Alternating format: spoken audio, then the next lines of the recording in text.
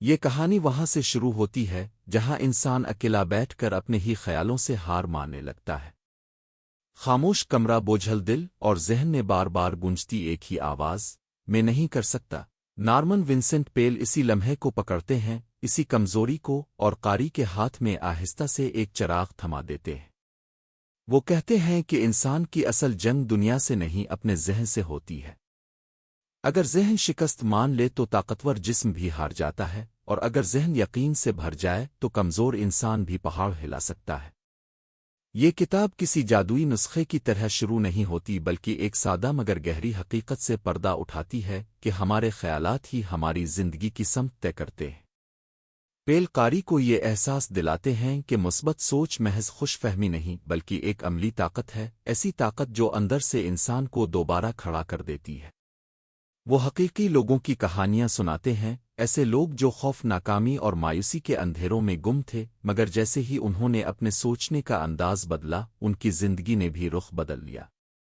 ان کہانیوں میں درد بھی ہے، آنسو بھی، اور پھر آہستہ آہستہ امید کی روشنی بھی، جو قاری کے دل میں ایک سوال جگاتی ہے: اگر وہ بدل سکتے ہیں تو کیا میں بھی بدل سکتا ہوں؟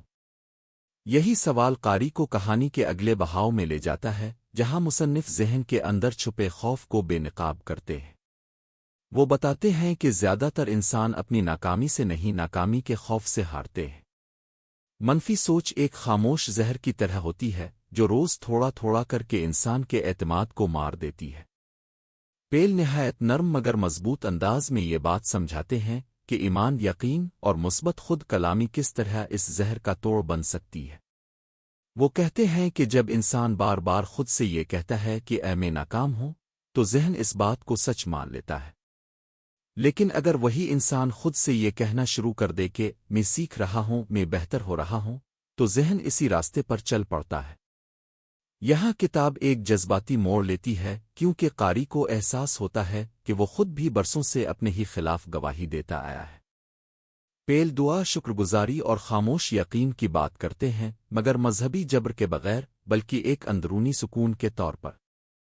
وہ دکھاتے ہیں کہ کس طرح پرسکون ذہن بڑے فیصلوں میں واضح سوچ پیدا کرتا ہے، کس طرح مثبت سوچ انسان کو حالات کا غلام نہیں بلکہ ان کا سامنا کرنے والا بنا دیتی ہے۔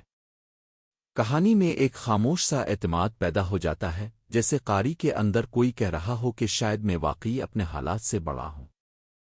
جیسے جیسے یہ احساس گہرا ہوتا ہے، کہانی آخری حصے کی طرف بڑھتی ہے، جہاں مثبت سوچ محض نظریہ نہیں رہتی بلکہ زندگی گزارنے کا طریقہ بن جاتی ہے۔ پیل بتاتے ہیں کہ مثبت سوچ کا مطلب یہ نہیں کہ مشکلات کا انکار کر دیا جائے، بلکہ ان کا سامنا اس یقین کے ساتھ کیا جائے کہ حل موجود ہے۔ وہ کامیابی کو صرف دولت اور شہرت تک محدود نہیں رکھتے، بلکہ اندرونی سکون، خود اعتمادی اور دوسروں کے لیے ہمدردی کو اصل کامیابی قرار دیتے ہیں۔